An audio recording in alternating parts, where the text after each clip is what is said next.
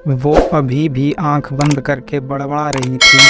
मुझे इतना परेशान और विवश कर दिया था इस निगूढ़ी चिड़िया ने। आज तुम्हारे इस लकी औजार की दीवानी हो गई है मेरी चिड़िया। आज मुझे आपके इस दमदार हथियार ने एक औरत होने का सुख और एहसास दिया है। आज मुझे एहसास हो रहा है कि क्यों मुझे ये चिड़िया आपके औजार के नीचे खींच कर ले आई। भर दो मेरी चिड़िया को गहराई तक अपने औजार के झटकों से। ठुकाई में कोई कसर नहीं छोड़ना। उसकी ये बातें मेरे औजार को और ज़्यादा गर्म कर रही थीं। मैं सपना तो नहीं देख रहा हूँ ना। क्या पता था मैं अपनी चिड़िया में औजार लेकर इतने मज़े ले सकती हूँ। मेरी चिड़िया नहीं रह पाएगी अब आपके औजार के बिना। इसे ठोक ठोक कर इसका भरता बना दो। मैंने कहा, मैं आज तेरी चिड़िया का भरता ही बना दूंगा। वो बोली, चिड़िया को सही से पेल दो, निकाल दो इसका पानी। उसकी इस तरह की आवाज़ें और मीठी मीठी चीखें मेरे अंदर ठुकाई की वासना को और भी ज़्यादा जगा रही थीं। पूरे कमरे में फच फच की आवाज़ें गूंज रही थीं। वो नीचे लेटे लेटे टांगें उठाकर पूरा औजार अपनी कसी हुई चिड़िया में गचागच ले रही थी। औजार भी पूरे जोश के साथ साथ फच फच कर उसकी चिड़िया की पूरी तरह से बैंड बजा रहा था। इसी बीच निकिता का शरीर एकदम से अकड़ने लगा और वो मुझे कसकर अपने ऊपर दबाकर अपनी अंतिम आहें भर रही थी। वो बोली, मैं झड़ गई। बस ये कहकर उसने मुझे एकदम से कसकर जकड़ लिया और मैं भी अपने हथियार को पूरा जड़ तक उसकी चिड़िया में पेल कर उसके ऊपर ही लेट गया। लेकिन मेरा अभी तक हुआ नहीं था तो मैं उसकी चिड़िया के ऊपर औजार के पूरे वार करने लगा। अब उसको चिड़िया में औजार लेने में बहुत परेशानी हो रही थी क्योंकि वो पहली बार ठुकवा रही थी। उसका शरीर एकदम शिथिल पड़ रहा था और वो ठुकाई में मेरा साथ नहीं दे रही थी। उसकी आंखों से आंसू भी बह रहे थे क्योंकि उसकी चिड़िया मेरे औजार की गर्मी से बुरी तरह से जल रही थी।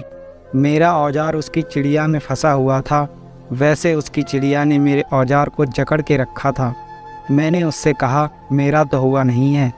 वो बोली, थोड़ी शांति रखो, आपका भी करवाऊंगी। वो बोली, आपके औजार के लिए ही तो मैं यहाँ पर आई हूँ। आपके औजार को भूखा नहीं रहने दूंगी, उसकी भूख मिटाकर ही जाऊंगी। मैं नहीं माना और औजार उसके अंदर सरकाने लगा। इससे वो पूरी तरह से छटपटाने लगी और कहने लगी, मैं इसे भूखा नहीं रहने दूंगी, प्लीज़ थोड़ा सा बाहर निकाल लो। मैंने कुछ नहीं कहा, बस उसे चूमता रहा। वो बोले जा रही थी कि एक बार बाहर निकाल लो प्लीज़, मेरी चिड़िया में बहुत जलन हो रही है। मैंने कहा, इसे अंदर ही रहने दो ना प्लीज़। वो फिर से बोली, आप जैसे चाहे कर लेना, लेकिन 2 मिनट के लिए मुझे नॉर्मल हो जाने दो। उसके इतना रिक्वेस्ट करने पर मैंने औजार को उसकी चिड़िया से थोड़ा सा बाहर खींच लिया। मैंने देखा तो उसकी चिड़िया के खून और पानी से मेरा औजार पूरा सन गया था। सामने देखते ही उसकी आंखें फटी की फटी रह गईं। आज तो सच में मेरी चिड़िया की बैंड बजा दी तुमने। उसने अपने बैग में से रूमाल निकाला और पहले औजार को साफ़ किया, फिर वह चिड़िया को साफ़ करने लगी। हालांकि मैं उसकी टांगों के बीच में उसके सामने ही बैठा बैठा देख रहा था कि उसकी चिड़िया ने कितना पानी छोड़ा। उसकी चिड़िया के पानी और खून से पूरा तकिया एकदम भीग चुका था।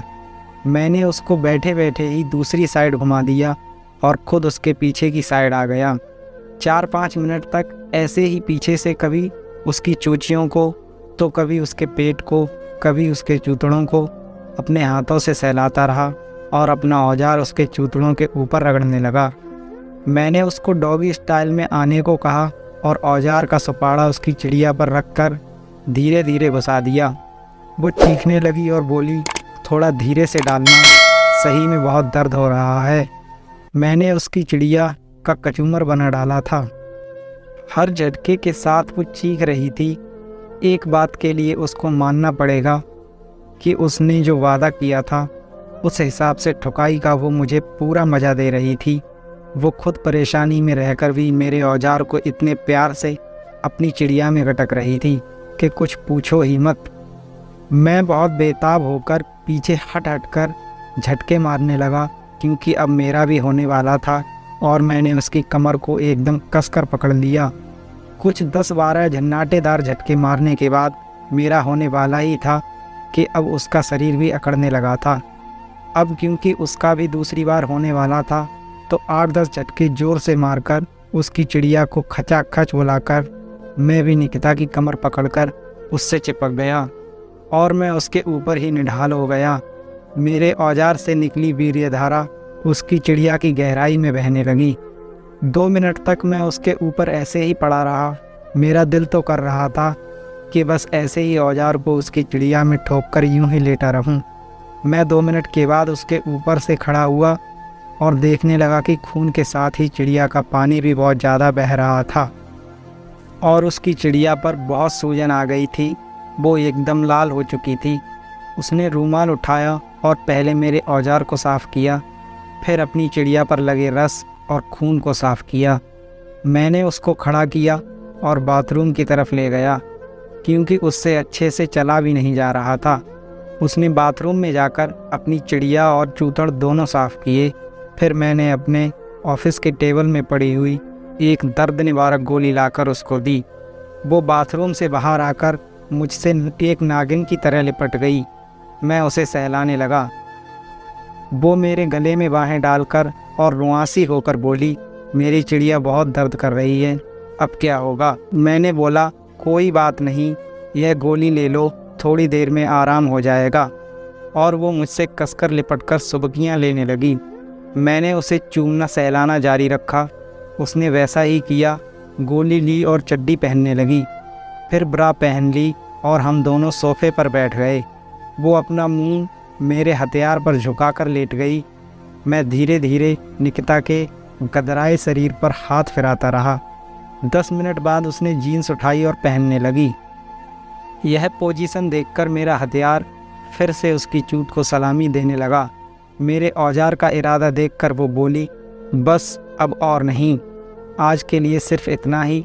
अगली बार आऊँगी तब जितना मर्जी ठोक लेना, क्योंकि अब मुझे भी एहसास हो गया है कि मेरी चिड़िया अब इस औजार से ही तृप्त हो सकती है।